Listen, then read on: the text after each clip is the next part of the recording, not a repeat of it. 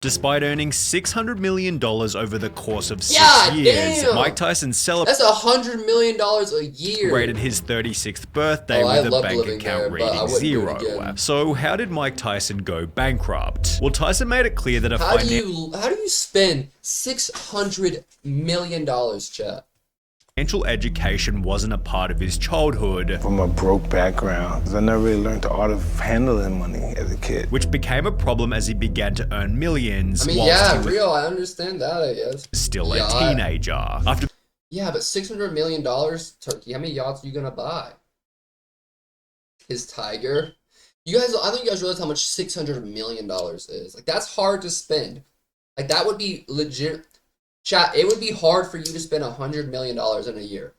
I mean, you could do it if you buy, I guess, big enough things, but, like, I don't know. Like, if you're just, like, living the average, you know, millionaire lifestyle, buying things that, like you could buy a yacht for $20 million. Like, how many yachts are you gonna have, I guess?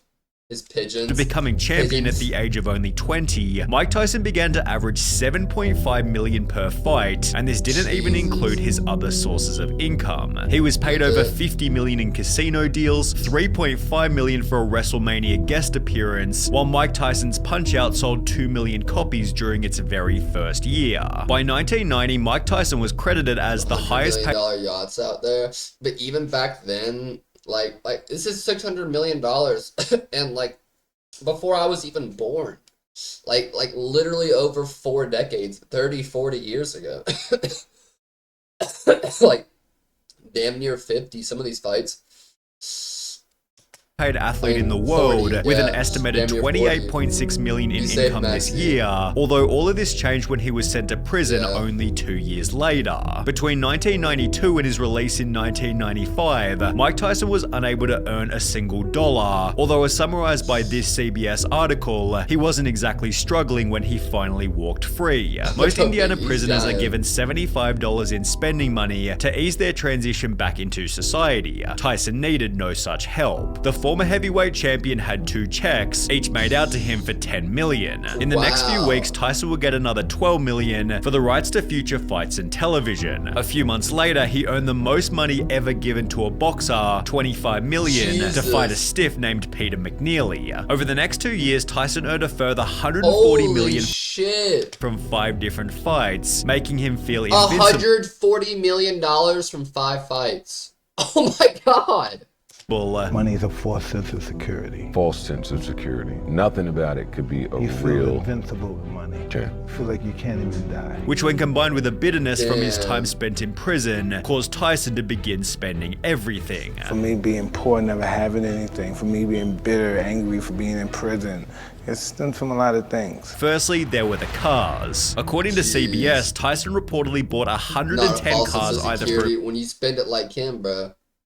But he had $600 million too. Himself or as gifts, one of which being a $320,000 Bentley Azure, the most expensive production car in the world. Tyson bought it and ordered 4 more. In the space of a few minutes, he had spent more than $1.5 million. God! In a different instance, Tyson showed up at a car dealership just outside New York to buy another car. He bought a Ferrari for $300,000, declining a test drive because he already had one just like it. On a different day, Tyson was pulled over whilst driving his Rolls Royce without a license, but was able to get out of trouble by giving the car to the cop. You know, sir, why don't you just take the car? You know, you deserve it because you've been doing a lot.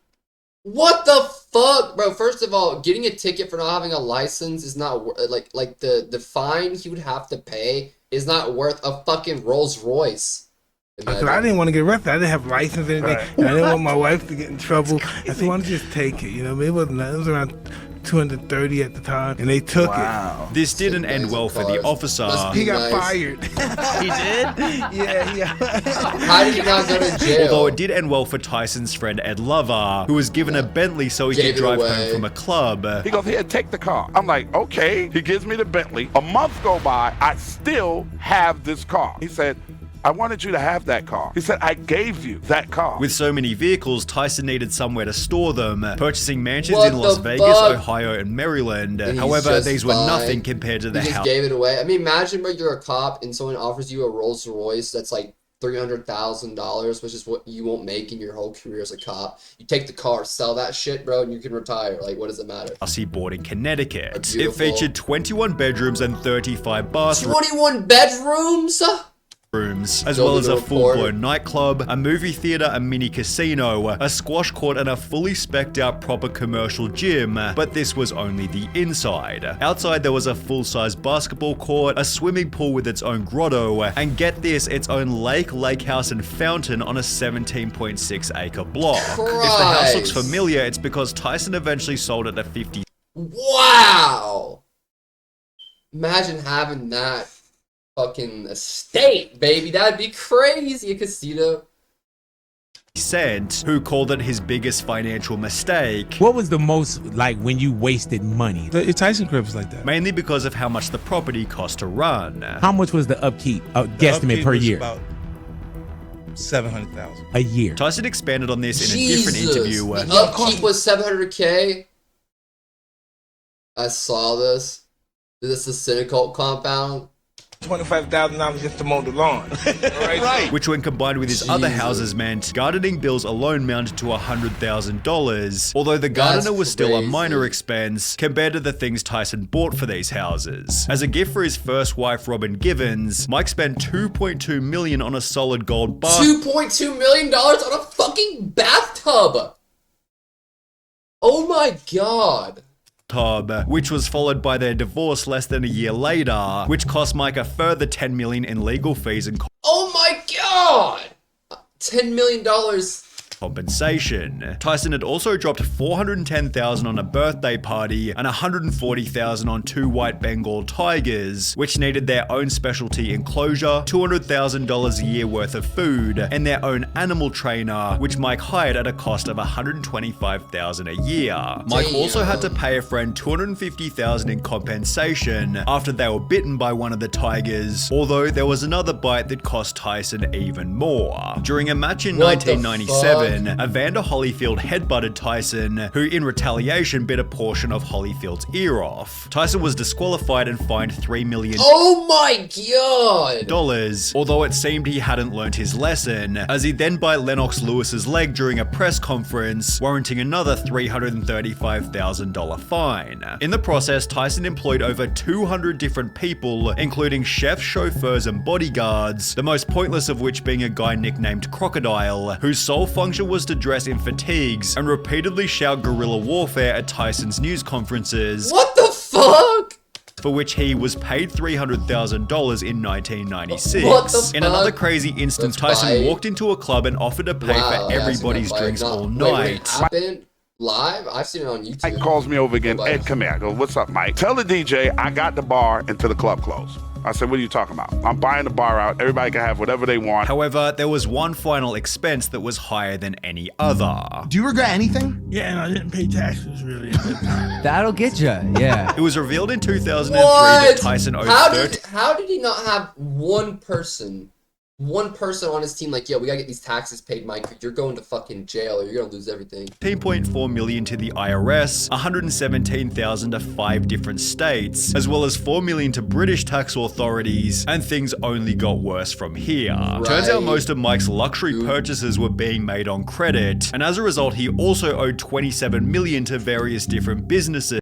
Jeez. Including $600,000 to a legal company, $500,000 to his finance manager, and $800,000 to a former trainer, all of which was stacked on top of a second divorce. Tyson owes money to at least 246 creditors, including the Internal Revenue Service, the Screen Actors Guild, and dozens of doctors, lawyers, and accountants. Tyson owes his ex-wife Monica Turner almost $9 million from their divorce, and he hasn't paid $19.4 million in taxes to the IRS, Great Britain, and 5 states, which was an extra large problem as Tyson was down to his last $1,250 in cash. Holy shit! $1,200. 38 I mean, that's still more money than I have. All of his houses have been sold or seized, and he owns only one car, albeit a white Hummer SUV, newly purchased and apparently not yet paid for. According to bank records Tyson's attorney submitted to the US bankruptcy court, Tyson earned $38 during January. What the fuck? $38? He could got a job at McDonald's. What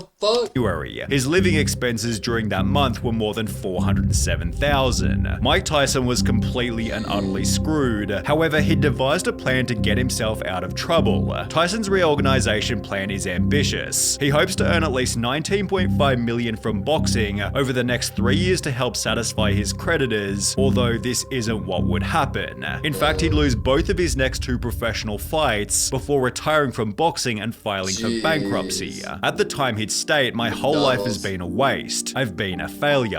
I just want to escape. I'm really embarrassed with myself and my life. I want to be a missionary. I think I could do that while keeping my dignity without letting people know they chased me out of the country. I want to get this part of my life over as soon as possible. In this country, nothing good is going to come of me. I'm so stigmatized there is no way I can elevate myself. I'll never be happy. I believe I'll die alone. Damn, I would he was want it down that way. bad. I've been a loner all my life with my secrets and my pain. I'm really lost, but That's I'm so trying to sad. find myself. I'm a really sad, pathetic case." With nothing else to do, Mike spent his days caring for 350 unique pigeons, a collection which prior to bankruptcy, he'd paid $400,000 for. He'd later He likened had a $400,000 pigeon collection? his spending habits to a drug addiction. It's like the drugs. You might as well say you have it all, but it's still that empty hole that you're trying to fulfill. You spend as much as you can to try to get that satisfaction, fulfill that hole. It just is bottomless. However, Tyson's life wasn't finished yet. Losing everything had taught Tyson a valuable lesson, I know the power of humbleness now. How did you learn that? I have to lose everything. with humility acting as a baseline for him to rebuild his life. Tyson took the lessons he Yes, come learned and back. transformed them into a book, whilst his life story Made was some also money. the perfect premise for his own documentary. On top of this, Mike landed a cameo role in both The Hangover 1 and 2, for which in he a was couple paid movies. $300,000. Through these various He media was an IP appearances, man too. Mike was able to rebuy himself a pretty awesome house in Vegas, although he refused to let money dictate his happiness. As anybody that thinks a lot of money is going to make them happy,